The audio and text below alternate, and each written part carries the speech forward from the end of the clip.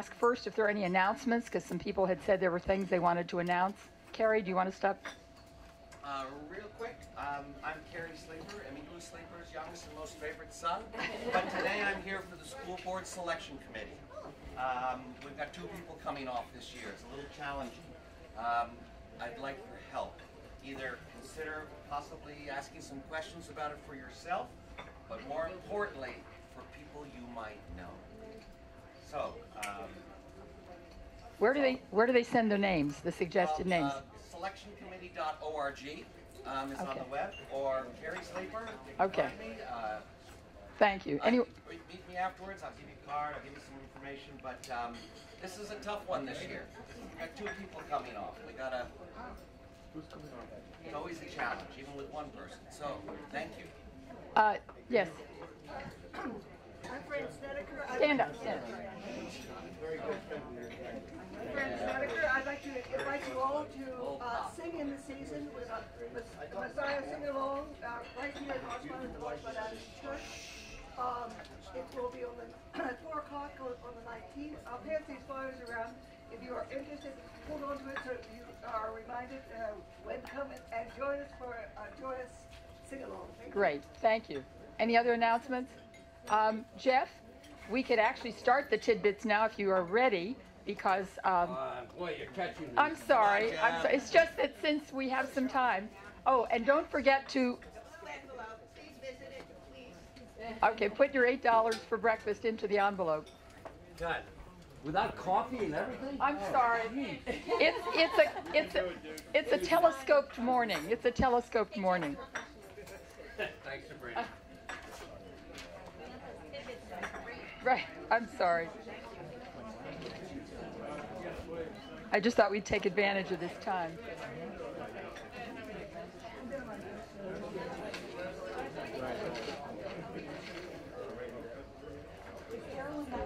Okay, good morning, everybody. It's been a month since you've seen me, or more than a month. I'm talking about repurposed buildings. If you recall the last speech we had, we talked about the St. Michael's Home, which is now the Village Hall. This was a home for, as my grandfather said, wayward girls. And that big brick building on the hill. So we're talking about some other repurposed buildings. How many of you know that where the original St. Augustine's was? All right. Well, Mayor, I exclude elected officials. Thank you, Ann. But, Fran? Corner of Linden and Beach. Thank you very much. Corner of Linden and Beach. Thank you very much, Jim. There was, on Kane Avenue between Woodbine and Oak, there was a tennis clubhouse. The Manor Inn, which is now residences. How many of you remember the Bevan? John Farris remembers the Bevan because he went to the bar on the basement on the side street, as I did. What a hell of a manor that was. And of course, we have the Please Don't Eat the Daisies house, which is stables for the short club and all of that. So, what I'm talking about today is the Mamaroneck Health Center. The speaker has come, and you're all on the edge of your seats worrying about the Mamaroneck Health Center. Thank you. Thank you, Jeff. Sorry to...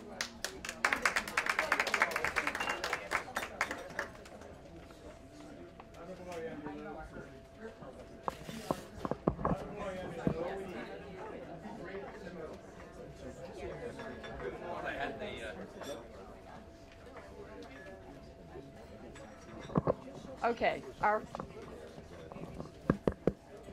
speaker has arrived, so we, with very little ado, I will turn the meeting over to Nina, who will make the introduction.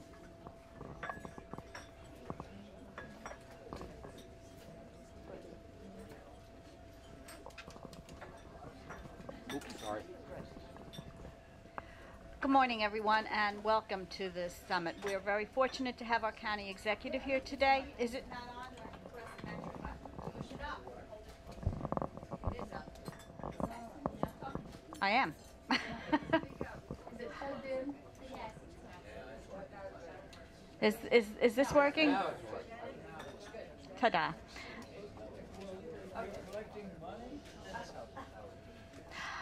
Our speaker today is our county executive, and we've asked him to make a presentation, indicated a few areas we're particularly interested in. After his presentation, which should run about 15 to 20 minutes, the Summit Board itself has prepared several questions that we would like to ask him, and then we will turn it over to the audience to provide some interesting questions, we hope. So without taking any further time, our county executive, and thank you for coming. Thank you very much. Just for the record, I'm doing this without coffee to start. So good morning. I want to wish everybody a happy Hanukkah and a Merry Christmas, and hopefully a wonderful and blessed 2016. So it's good to be back. I think this is my maybe fourth time, I think. So it's good to be back. And I will, I'll go through the budget, and then I'll go through a little bit on Playland, and then kind of just open it up to whatever questions that you have, so we can have more of a dialogue. First of all, the budget obviously is a fluid process. On November 14th, I think it was, I submitted a budget to the county board. They have until the 27th of December by county charter to adopt the budget. Last night they met pretty late, Catherine, huh? Till something after 1 o'clock in the morning, I guess, on working on what's called ads day. So they can put in back into my proposed budget any and all spending that they wish. And then on Friday is the day where they have to sort of balance out that budget and take away or add revenue or take away what they put in to make it balanced. And then they'll vote on it, I guess on Monday is scheduled to vote. And then the process goes to me to either approve the budget as a whole or to veto things that I think should be out of there by line items. So that's the give and take, which is not unlike what you see in Albany or in Washington. So the budget that I had proposed for the 6th straight year is what I think tough but fair and balanced. And it's something that subjectively we could all agree or disagree on all the different lines in that budget, and there are thousands of lines in that budget. But the one thing that I had said from the very beginning was we here in New York are the highest taxed state. We here in this county are the highest taxed county in America. Thus, you are the highest taxed Americans in this country. And so we have said from the beginning that we need to bring a little more balance back, that we could not continue down the path that we were going. The trajectory for this county and even in the state was one that was very detrimental. You know, in the state, we've had 1.5 million people leave this state in the last 14 years. And in this county, we've seen how the property taxes are just making it very, very difficult for anyone to live. And that's why Florida is the #1 destination, and that's why people are packing up and leaving. And it's getting harder and harder, and if any one of you knows this, raise your hand if you're trying to sell your house. It gets harder and harder when the property taxes are higher and higher because people are saying, what do I need that for? So we have to find that balance of what we love, what we expect, what we want, versus what we need. And those are the things that I have to figure out. And it's not easy, and like I said, it's subjective. You know, you may totally disagree with me on a policy decision, and that's okay. We can have that. We can have that debate. And there's 18 opinions in this instance that matter. 17 legislators and 1 county executive that have to find out a way to compromise or figure out how to get it done. So that's what we're doing right now. The budget itself is $1.8 billion. It was $1.8 billion when we walked in the door 6 years ago. So we are finding ways to manage and to lead in ways that still accomplish what we need to do.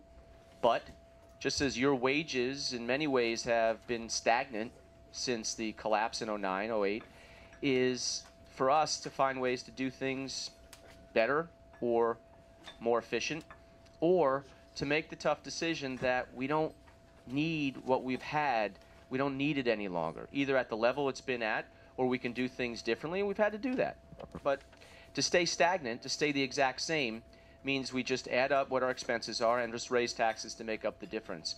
That's what we did have in this county, and that's why we had nearly 20% tax increases in a few short years before we got there.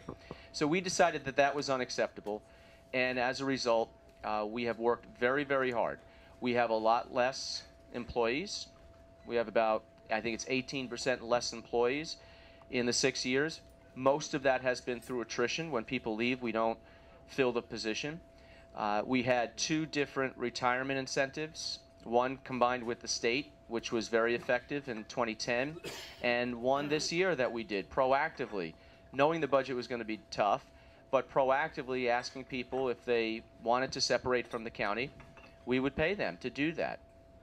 And in the short term, we actually made a little money. In the long term, we make a lot more, because when we replace that employee, the new person comes in at a much lower level, and our contracts that we've been able to renegotiate or negotiate with our unions, one of which has not been settled. It's been six years with an expired contract. But you have to understand how contracts, quote, expire in New York, which is very unique. There's only one state in the nation that has something called the Triborough Amendment. And that says that any public employee contract that expires, never expires. All the terms stay the exact same until something is renegotiated. So our CSEA workers have been working with their base salaries. They also get overtime. They also get step increases. They also get longevity payments each year. And sometimes they'll get a retroactive payment in a renegotiated contract if an arbitrator does that. And they've gotten free health care. So they haven't had a contract with no increases. They've had increases each year. And they very well may get a big increase if and when there's a settlement. So we have to balance that out with what we can afford. And when I say what we, the taxpayer, that's everybody in this room. Now, some may say, hey, we're not getting taxed enough, or I'm fine paying 5% more each year in taxes. And there's a lot of others who are saying, don't you dare raise my taxes, I can't afford it. And that's what we hear all over the place. Now, we're in a time where, because of the budget, there are protests. The ones outside, by the way, is a totally separate issue. But the protests, because people feel that they should get the same exact level or higher every year, and that's what we have to deal with, and that's okay. That's part of the process. That's fine. I'm good with that. That's a healthy process. Getting back to our workers, before anyone wants to start a telethon for our county workers, just let me know if you're okay with the average salary and benefits at $130,000 a year, because that's what it is. Now, CSEA and others will say, whoa, that's not what we make. But they forget to count that they're getting free health care and you're paying for that. They forget to count that their pensions and everything else has to be paid for by you. And they forget to tell you that automatically when you change the calendar on January 1st, they get longevity payments, no productivity changes. They get step increases automatically, which means they might go from $70,000 to $74,000 automatically without any base salary increase. So, you know, as people are learning about what we're dealing with in government, this is a model that was instituted, you know, in the 1960s, in a very different time, with very stringent civil service rules that make it very difficult for the employer, i.e. the taxpayer, to make changes to find efficiency. So unfortunately, the blunt tool that we have is kind of the only tool if the unions don't agree to make some changes, which oftentimes they don't, is to have less workers. And that's not ideal, but that's sort of what we have to do. So we constantly have to reinvigorate ourselves and reinvent ourselves, and that's what we've been doing. So the budget for the 6th straight year had a 0% tax increase. And that's not a slogan. That's a tool that we use when we say we're not raising taxes. It's a tool that we use to keep, A, money in the pockets of people who pay the bills, so you can determine what's essential in your own life.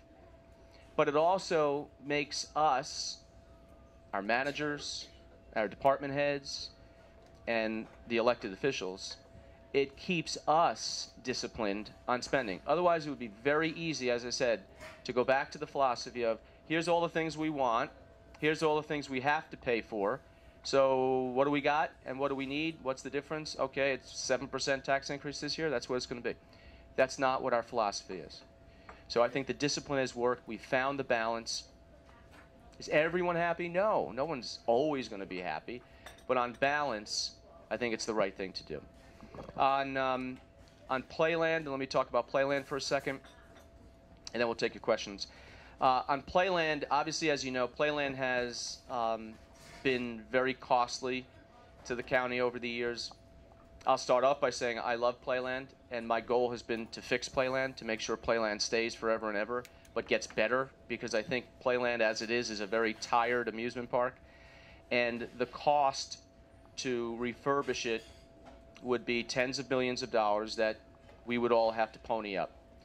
And philosophically, I just don't think a government should be running an amusement park. That's my own version of where I think we should be doing as a government. But be that as it may, we own it. We've owned it since 1928. It's a gem. It's something we all love. And I know it's even probably more special to people on this side of the county because you're very close to it physically. So it's something that we wanted to save, and we are this close to doing that, in that the agreement that we have signed with the management company would really be a win-win for the county taxpayers. The company that would come in, which was unanimously passed by the county board, would put in about $25 million into work at Playland to make it refurbished, to bring it back to life, to add new rides, to do the things that really we haven't been able to. And as a result, you've had attendance decline. You've had people who, quite frankly, because of some of the deaths that occurred on those rides more than 10 years ago, you've had moms and dads saying, you know what, maybe I don't want to go to Playland. So we've had the attendance sharply decline. The expenses go up. And unlike a private company that's in it to make a profit, so they're always at their best, they're always putting new things there to attract people, the county workers and everyone, there's no profit motive. And so it's, you know, all right, wait online. All right, I'm close to overtime. All right, Burger King is your best food choice. And that's not what's going to make Playland wonderful again. So the new company that's coming in, and we have extended the option time simply because we want to make sure it's done right. And if that takes a little longer to do, that's fine. There's a lot of details because it's not like it's a private piece of property. Because it's government owned, because it's intertwined with all of the labor laws and civil service laws and everything else, it took a very long time to work out the details. And to this company's credit, they've stood in there, even though it gets frustrating after a while, because every question leads to 10 more legal opinions. So what we want to do is, just like a landlord and a renter, there are obligations that we have because we own the property. What happens if a sewer breaks underneath the Dragon Coaster? Is that their responsibility or is that our responsibility? You know, those are the things that we're all working through. What they will do is they will accelerate all of the capital improvements in the first several years, which was important to us because we don't want them stringing this out for 15 years. And if something doesn't go right financially for them in the first 5, 6, 7 years, they bail out. We want to make sure that they front load all of the work, and then they're going to be in it for the long term. Now, how the deal is structured is the county will receive $300,000 a year as a fee for them to come in, and that increases every year. The county will also get from them $2.5 million up front. The county will also, once they get back and they put in their almost $25 million in capital improvements, and that should be about 7 years, the county then will start sharing in the profits at 7.5% from the company. So it's a good deal. It'll be much more vibrant as a park. The marshlands are off limits. The beach and the pool area will be cleaned up. The pool is leaking tremendous amount of water, by the way. So the pool needs to be fixed and made something special, and that area will all be, again, dealt with in the next couple of years. So that's where we're at with Playland. That's where we're at with the budget. I'll be more than happy to take any questions that you have.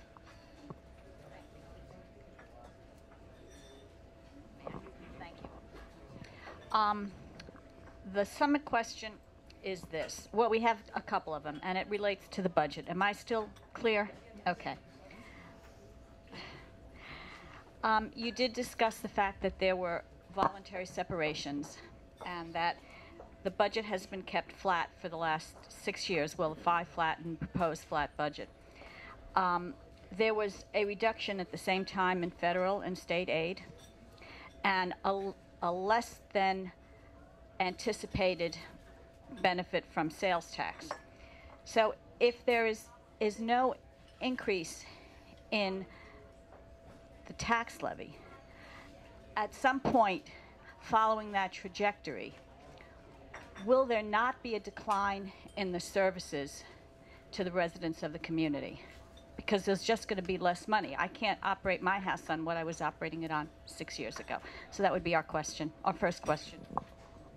Good question. I omitted those facts, actually, that the challenges that we face are the federal government and the state government are giving either less or the same amount in aid. But the biggest problem, and we've talked about this before, and I know schools talk about this, and your village and your town talks about this, about all these unfunded mandates where the federal government and the state government are forcing county to do their projects, and they don't give us the bills. They give us the bills, they don't pay the bills. The costs are almost $1.4 billion for these mandated programs. $1.4 billion out of our $1.8 billion budget. They give us, so nicely of them, they give us about $400-something million. That gap has to be made up by all of us. So on January 1st, 75% of the budget is already out the door for their programs. So your property tax, by the way, for all intents and purposes, is a state property tax from now on. That's really what it is. You know, because we're left with very little, and what we do have left, we have to pay for our contracts. We have to pay for the things that we want, parks, etc. Playland. Playland's not, we're not obligated to run Playland. We choose to do Playland. So we've tried to find a different way to do it as opposed to just continuously using more and more tax dollars. So those are some very big challenges that we face. Now, if we didn't do anything, if we didn't take proactive actions, your taxes would have gone up tremendously. Now, as it is, there's already a cry from some to just raise taxes 2%. You know, go to the cap. But by the way, the cap is false. The cap numbers change all the time. It's not 2%. But let's just use 2% as the number. If we had raised the cap 2% a year, if we had raised taxes 2% a year, that would have been $317 million out of Westchester's pockets over the last 6 years. $317 million. It also would not have forced us to make any difficult choices that we should have made. Now that $317 million, in my estimation, is better spent by small businesses. It's better spent by you and not me choosing what I want to spend it on, or the federal government choosing what it wants to spend it on. So those are the choices that we have to make, and the status quo means you constantly fall behind. So we have been proactive in what we've had to do to stay ahead of the curve. Yeah, we've had to make some tough choices, but I mean, that's what I get paid for, and that's what the 17 legislators get paid for. And ultimately, if you don't like those choices, at the end of the day, you make changes. The voters make changes. But we've had to do that, or we would have been bleeding more and more residents.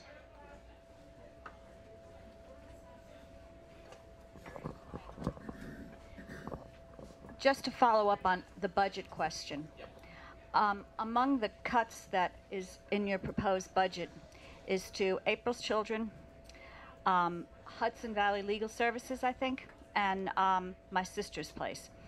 And accepting that you're making choices, those are probably the most vulnerable segments of our society, and if they do not get assistance from the county, where would you suggest they get help from? Well, first of all, as I said, there's like 5,000 lines in the budget. And yes, budgets change. We had in the past, because the daycare program was deep in debt and very, very expensive, we made a policy decision to stabilize that program, the child care, affordable daycare.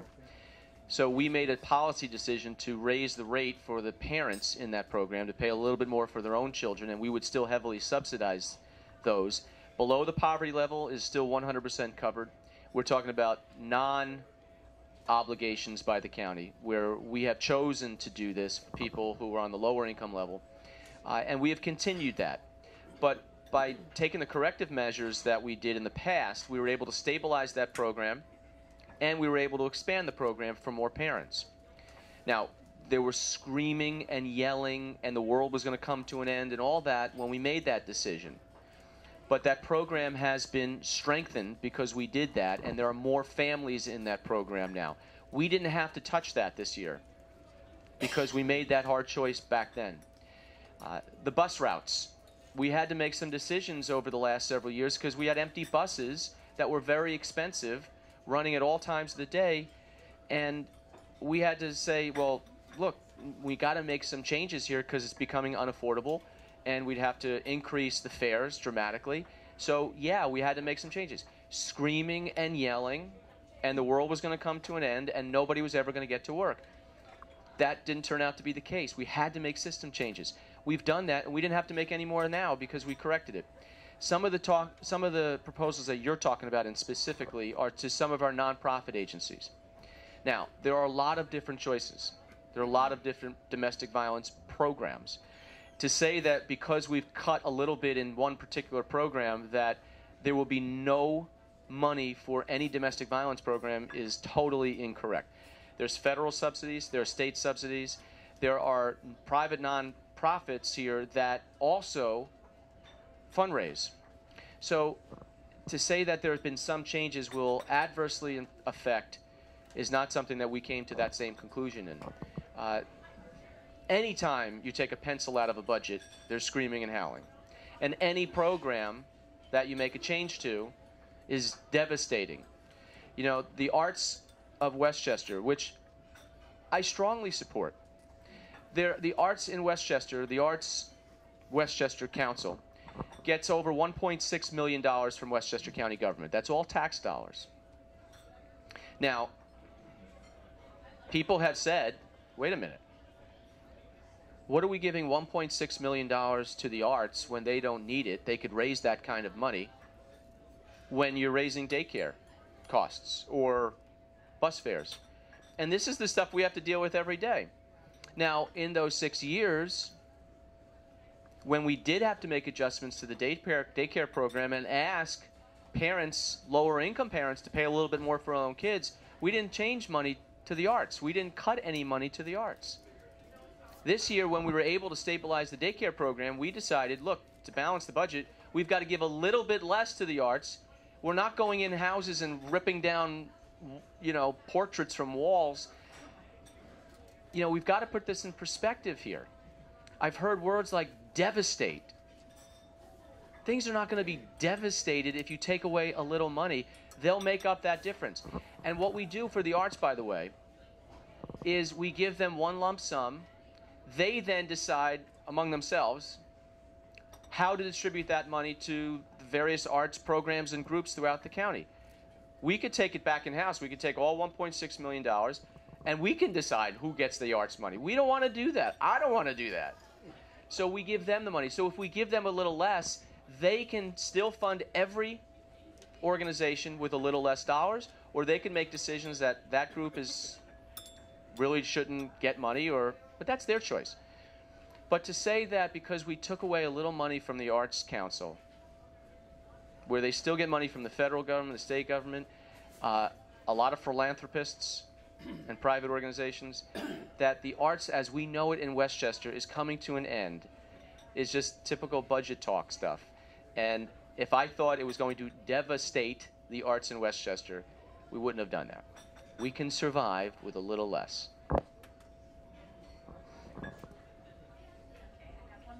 Yes. Feel they haven't had a chance to ask. This actually has to do with Save the Sound litigation. The Save the Sound litigation charges that the local Sound Shore municipalities and the county are responsible for contamination of the sound resulting from leaking and degraded sewer lines.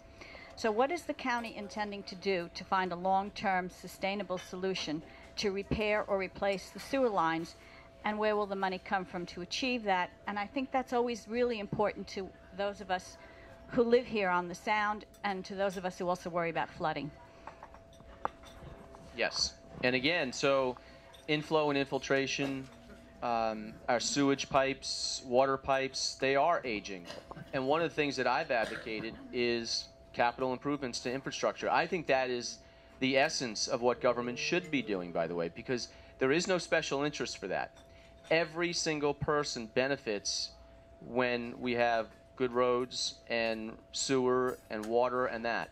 Now, some would say, you know, everyone benefits from the arts. Well, that's true, but not everyone goes to the museums, and not everybody uses daycare, and not everybody, but every single person does use our infrastructure. Our bridges should be safe, our roads.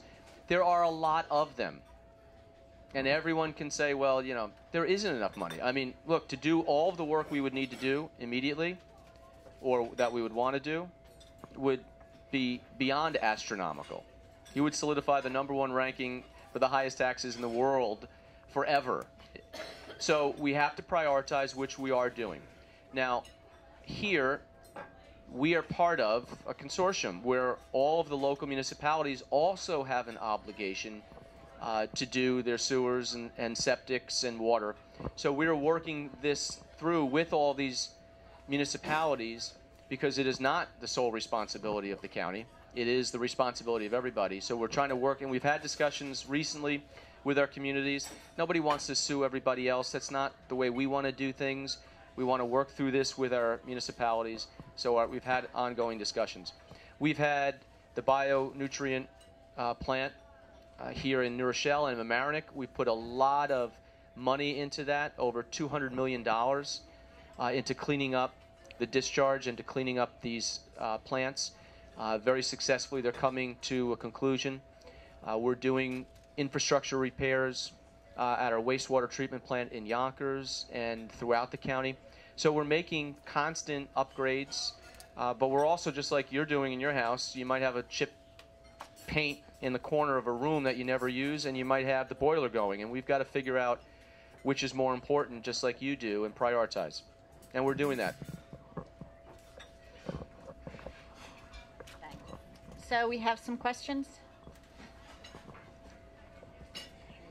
Just identify your name, please. My name is Susan Van Olsen. You mentioned that you love playland and parks are very important to you. Your administration negotiated a license agreement with Spectra Energy to expand a dangerous gas pipeline in Blue Mountain Park by a large diameter. It violates the state parkland alienation process. 2 of the state legislators came to you with a letter. Have you responded to them to that letter? And that is not my question. My question is, all right, I hope you have responded to them. My question is, your administration signed this license agreement over this summer, but you didn't sign it. It was signed by the Parks Commissioner, Kathleen O'Connor, I believe her name is. And there's a conflict of interest clause in that license agreement, which says that there should not be gas and oil conflict. You've received money from the gas and oil industry. Is that why you didn't sign it and why you had the Parks Commissioner sign it? You say I have received money. Can you clarify that for the record? In your campaign, now I don't know, I don't have a record, but I know I'm asking you if that conflict of interest of you receiving money from gas and oil as a candidate preclude you from signing this, and wonder why your name's not on this agreement. What is your reason for not having your name on the agreement? Okay. A couple things that need to be cleared up, and this Spectra has received a lot of misinformation, so I'm going to clear it up now.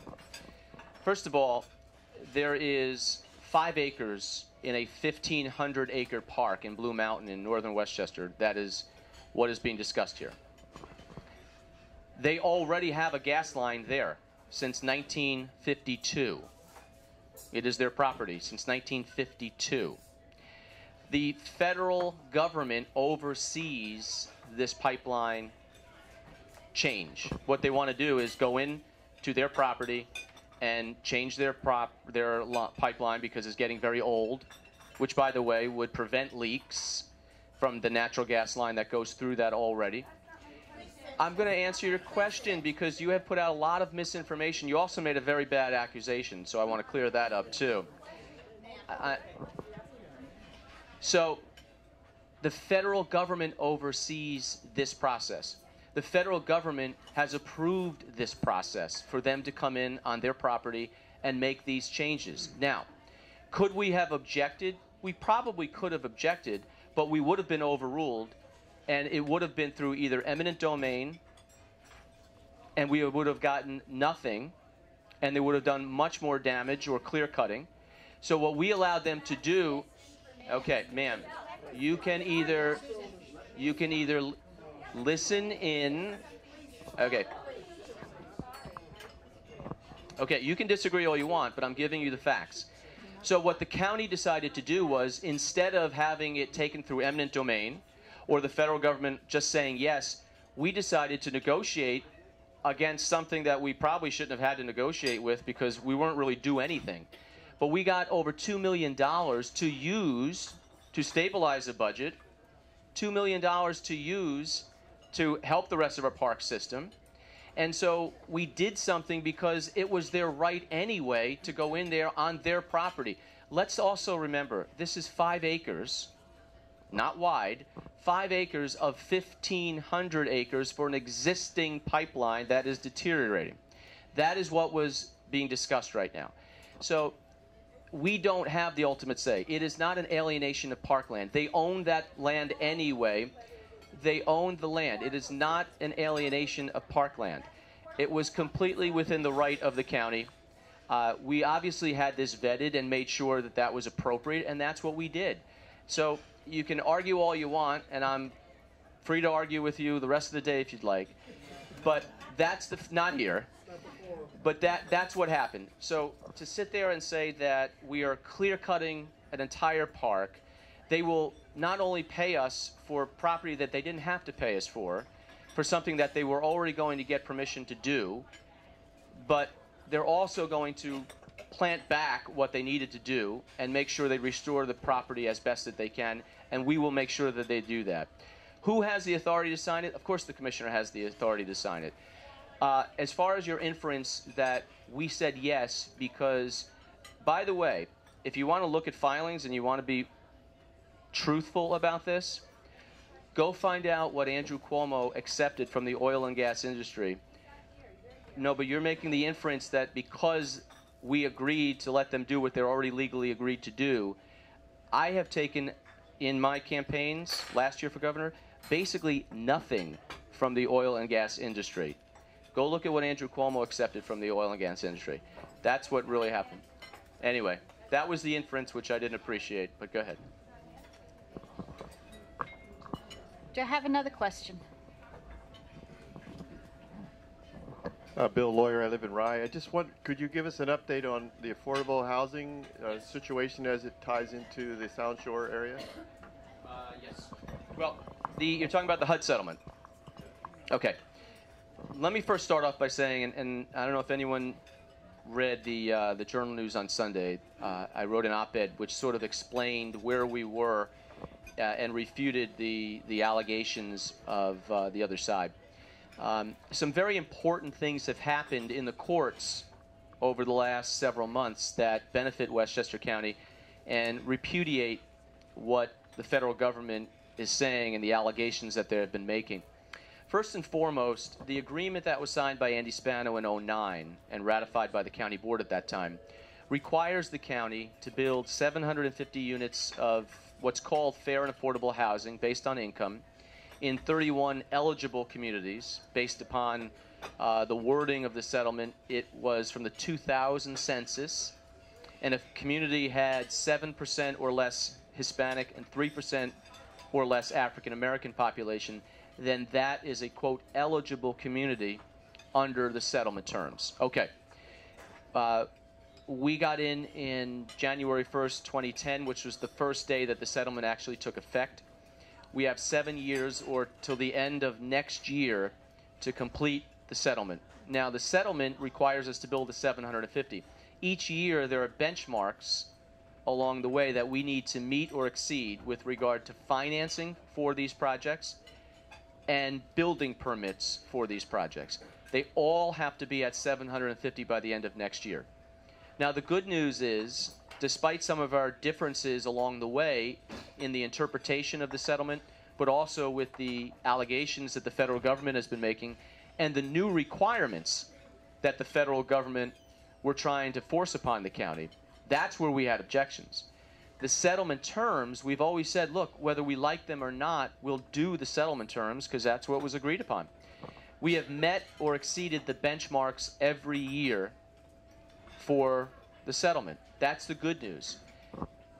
If you look at the settlement, the only area where the county is financially at risk, where there are fines, are on the benchmarks, the financial and the building permit benchmarks.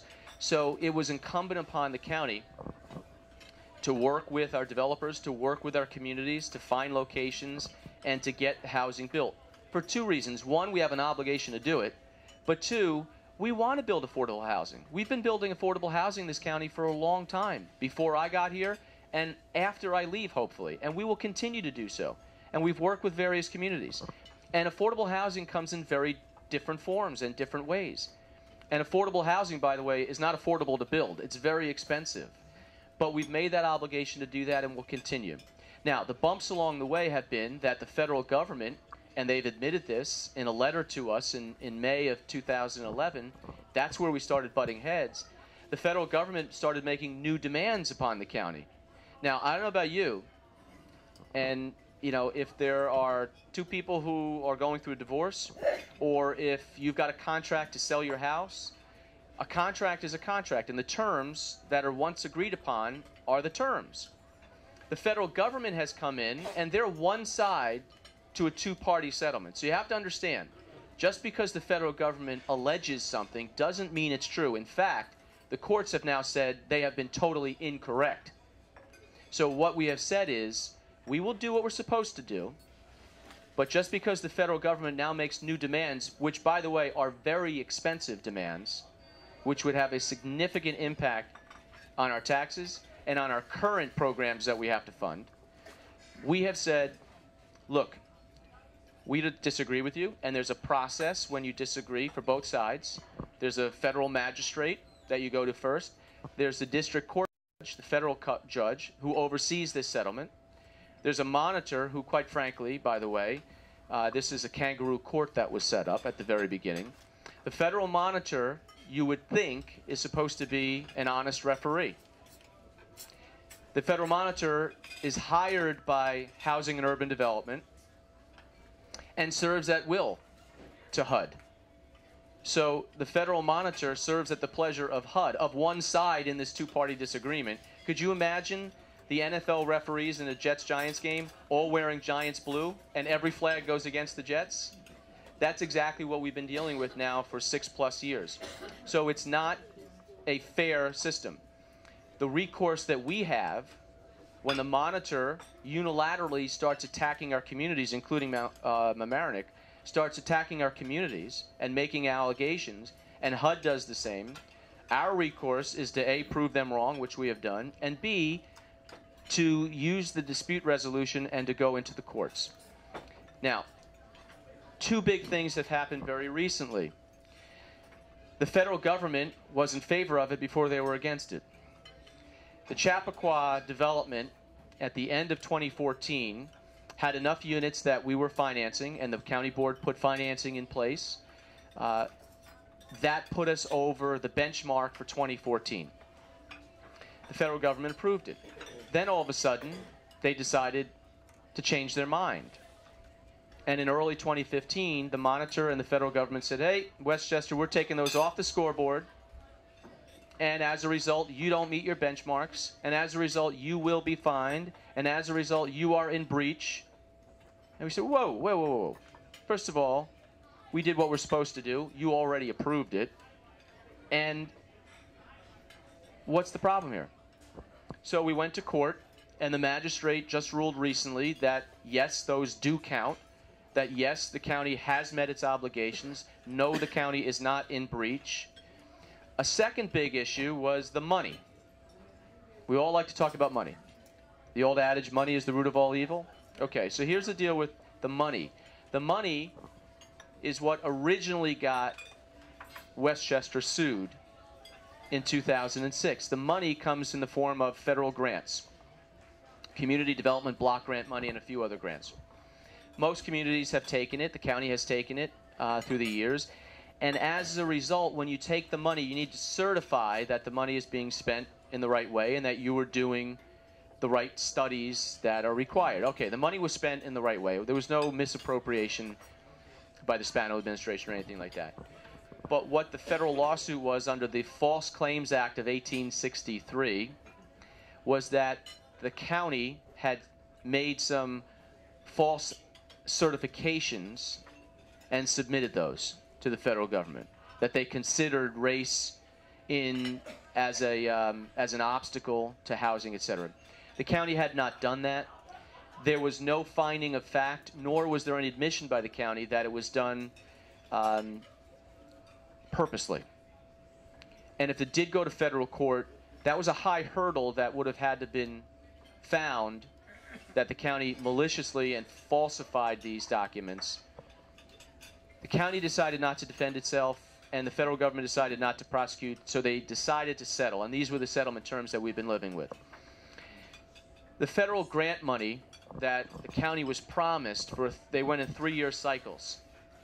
The 11, 12, and 13 money was over about $20 million that the county gets, and it passes through to our communities for some housing stuff, sidewalks, all these different projects. Unfortunately, the federal government used that money as a threat if the county did not capitulate to their new demands. Now, I could not, in good conscience, sit there and capitulate to the federal government in their new demands, which would vastly weaken the authority of our local governments to control land use. So if the federal government in the future said, well, we're going to determine zoning, and we're going to determine that we want affordable housing on the Long Island Sound over there, then they would determine that. We feel very strongly that the village officials, the town officials in Larchmont, in Mamaroneck, should determine that. Because under the state constitution, land use decisions are the authority of local governments, local elected officials who know your community the best, not some bureaucrat in Washington, D.C. dictating how Westchester will be built. Now, there are laws governing proper use of development. Zoning, by the way, which is sort of at the heart of this, zoning determines what can and what cannot be built, and it affects everyone equally. It does not determine who lives where. It determines that this area is for retail, this area is for housing, this area is for multi-developments, etc. And that's your decision. But every community has within it affordable housing, has within it zones for different type of housing. How you develop is up to you. That was what is at stake here. And that is now a national debate because under the current administration in Washington, they have put a rule out called affirmatively furthering fair housing. Going forward, if you take federal grant money, the federal government now has much more say in local land use. That's going to be a policy decision by each community, not only nationwide, but here in Westchester, whether to continue taking that money. We have determined as a county that it is no longer appropriate to do so. So going forward, we are not taking any more community development block grant money. We will determine our local tax dollars what's appropriate and not take that money because that will cede power to the federal government to do what they want to do. We're not willing to do that.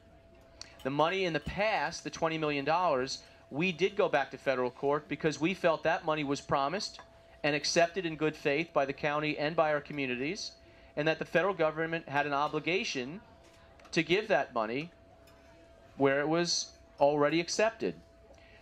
On that narrow decision, the Second Circuit of the federal courts ruled that, unfortunately, HUD had the right, under this settlement terms, to take that money away. But, and here's the but, and it's very important, and I'll leave you with this question. The language in that decision by the federal government, by the federal courts, was extraordinarily important to the county and to our municipalities and nationwide, because what it said was there has been no finding at any time of housing discrimination in Westchester, and so the federal government can make all the claims they want, but they can't make that determination, and that the county cannot be penalized, and the federal government cannot link federal money with zoning. And we have proven, and Pace University backed it up independently, that our zoning is not exclusionary. What it is, it's indisputable, it's expensive. It's very expensive. And taxes are the highest in the nation. That is the impediment for anybody of any color, of any religious background, of any heritage. That is an equal problem for everybody. That is why we have had a zero tax increase for 6 years, because it is extraordinarily important to hold the line so people do have opportunities. So it is very important to understand the facts and the accusations. The accusations have been proven to be untrue now, not by us, one side in this two-sided dispute, but by federal courts. And that's very important to know. Yes? One more question. Can you just take one Yes. more? As long as I can get a blueberry muffin toasted with butter and jelly to go and a coffee. Having lived here 52 years, there was clearly, and for many of us at times, and what was just said, there was clearly discrimination, but we won't get into that. No, look, but I don't. Just want me to clarify one thing. Does discrimination exist in Westchester and in this world? Of course it does. Racism exists everywhere. Look at the buffoon Donald Trump last night, what he said. I mean, that is a ridiculous comment to make. But no, let me just finish this. But Westchester, in its policies, does not discriminate in housing, and that was very, very important. And each community, and we did a Bronxville, Mount Vernon, back-to-back zoning comparison. If zoning were the issue, then we would have two very different outcomes between Mount Vernon and Bronxville. The disparity in income is very big. The disparity in a lot of demographics are very different. But what is unique is that Mount Vernon and Bronxville have almost the exact same zoning codes. Exact same. What's permitted and what's not permitted. So zoning is very similar around Westchester. Zoning is not the issue. I agree. Income is the issue and taxes are the issue. Those are the impediments that affect everybody. Yes. We have apparently accepted the fact that the most gun violent advanced country in the world. Since this is our reputation now, I would like to know, because some of us see this almost as an epidemic, what statistics you have at the county level that can tell us what costs there are to the county when you talk about gun violence in the county. I'm talking about hospital costs, trauma centers, incarceration, cost of suicides, in terms of guns, the kind of thing, the gun trafficking, what have been, what are the county costs in this type of thing, how much more for all of us, never mind the emotional trauma, and secondly, in terms of the mental health umbrella that is so comfortable to so many in this very difficult discussion. Only mental health matters, and therefore we should give more attention to that. What has the county done in this regard? what are the added costs? Okay, as far as the specific costs, I have no idea. You know, I think the question, I know you asked something similar last year too, I think. We talked afterwards. Not about the actual costs, but about guns. The question was, what are the specific costs related to gun violence in Westchester and nationwide, I guess. I don't know the answer to the specific costs. I will tell you, though, that we have been proactive with an initiative that we have called Safer Communities. And this was born out of the Newtown, Connecticut shootings, quite frankly. And what it does is, for Westchester, we have, and it's been ongoing, we did not want a rush to judgment, nor did we want a headline. We wanted actually something that was proactive, was comprehensive, and something that would work, and something that would benefit people as an ongoing basis. So here's what we have been doing under the Safer Communities initiative since Newtown, Connecticut. First, we had Commissioner Bill Bratton, who was not the commissioner of NYPD at the time. We had him in 2013, I think it was, at SUNY Purchase to discuss with all of law enforcement. This was the first time that we know of in the history of the county where every law enforcement agency was represented, federal, state, local, and county, where we talked with educators from our schools in attendance together on how to deal with securing our buildings, God forbid there's an active shooter, and how to deal with best practices and how to train and coordinate that training. That's been ongoing. A lot has been learned worldwide about how to deal. It used to be a hostage situation. Now it is completely and utterly changed on how to deal with something. Now you go in with full force immediately to try to end this quickly. We have also dealt with the mental health aspect, including with our schools. Youth mental health first aid is something that we have gotten awards for and a lot of recognition for.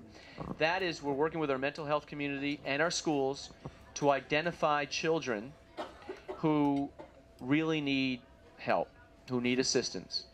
And it's teaching coaches, it's teaching adults that come in contact with children who may not have a mental health background to identify some warning signs and to deal with that with professionals. We're dealing with chronic absenteeism with Mount Vernon and Yonkers specifically. What we've also found is there is a major link between absenteeism and that child who doesn't go to school ending up in our criminal justice system, ending up in drug violence, gun violence, gangs, etc. So we're attacking the issues in a holistic way as opposed to just having a discussion nationwide where we could actually do things here and be aggressive about them. So I'm proud of some of these things that we're doing, and I think they're actually beneficial, and it's something that's ongoing as opposed to let's just go out, scream and yell, have a press conference, and then not deal with anything. But there's no database about I don't have the data. There might be, but I don't know offhand. Mark that down. Next year we will have the answer.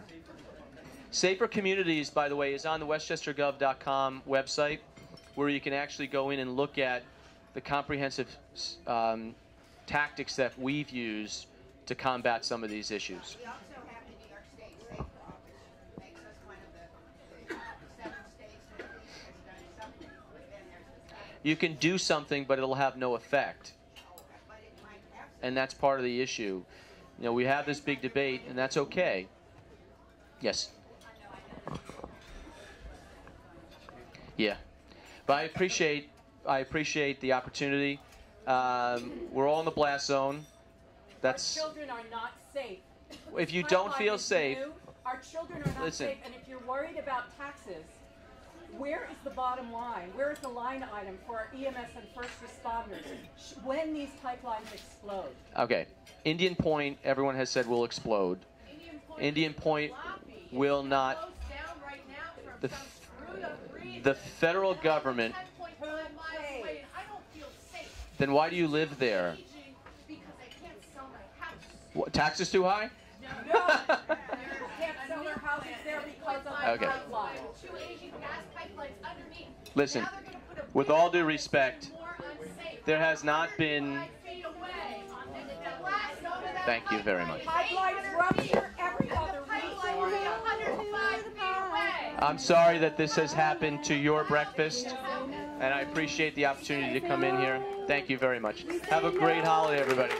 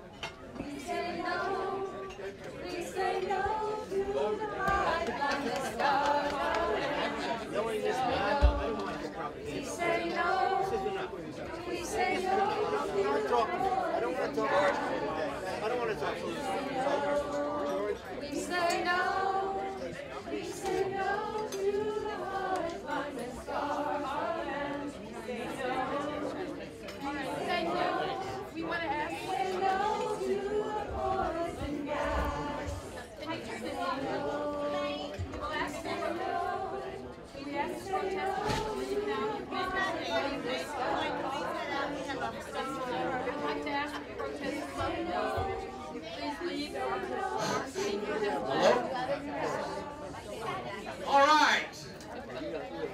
Repurposing buildings. Thank you. I forgot to mention, too, in the town of Mamaroneck, 2 courthouses and police stations. If you know the building on Edgewood with pillars used to be the town of Mamaroneck Police Department and Town Court. Thank you for turning around, Dennis. Also, the town of Mamaroneck had its courthouse on the corner of Weaver Street and Palmer Avenue, and that's back as it started out as a residence, became a court. I remember going there when Judge Pelton and Marty King were there, and it's now back as a residence. But my prime subject today is the Mamaroneck Health Center. Anybody know where it is? Except Keith. He's another guy that knows all the answers. Anybody else know where the Mamaroneck Health Center is? It's on. All right, Keith, you're on. It's on Stanley Avenue. And where on Stanley Avenue is it, Keith? It's currently the Community Counseling Center. It's right across from the new condo building there. All right. And what does it house? Right now? Yes. Right now, it houses the Community Counseling Center. All right. So, along with the late 1800s and early 1900s, where a lot of local problems were taken care of by missions, and that was the St. Michael's House. The Mamaroneck Health Center was created to provide. It was our own little Mamaroneck Obamacare. It provided. It was started by the. These are really neat names. The Lending Comforts to the Sick Society and Child Welfare Society. Those 2 groups got together and purchased the property, and the building was erected in 1926. And it was aided by the generous gifts of the Mamaroneck Free Kindergarten Association and local citizens.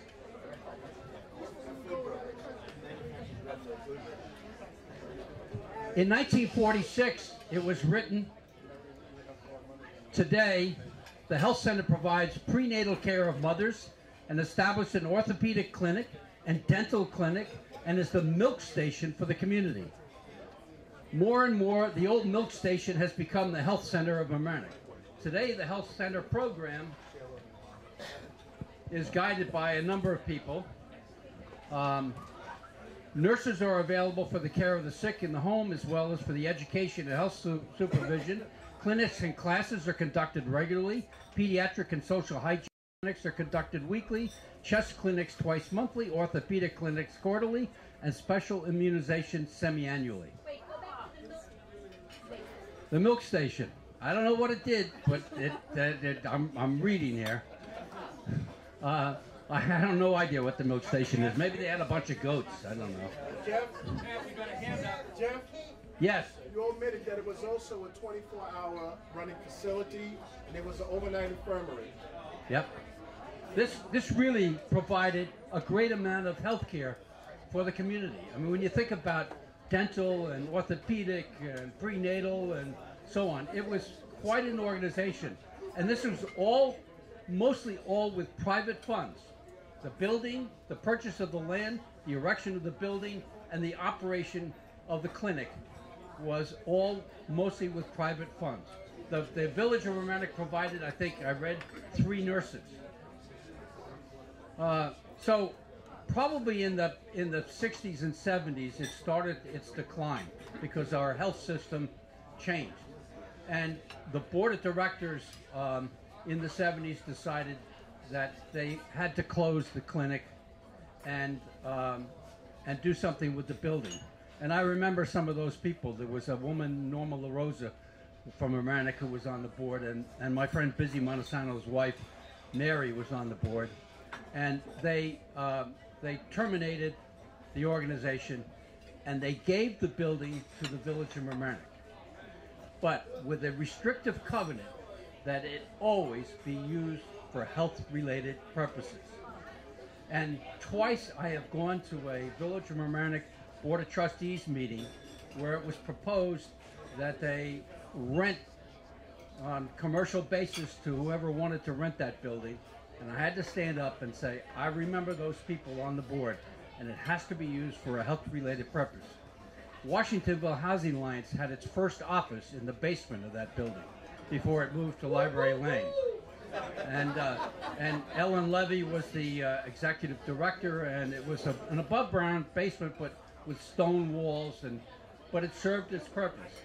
And along came the Community Counseling Center, which talk about protecting our youth and finding and providing some mental health to our community. The Mamaroneck Community Center conducts itself in that building, and Mark Levy is the and perhaps we ought to have a program with that. But it's been a great use and obviously health related. And that's my story. By the way, again, my source is a 1946 little ditty, The Story of a Friendly Village by William Gershom Fulcher. And I happened to show this to Joe Germano. And he said, oh yeah, he was my history teacher at the high school.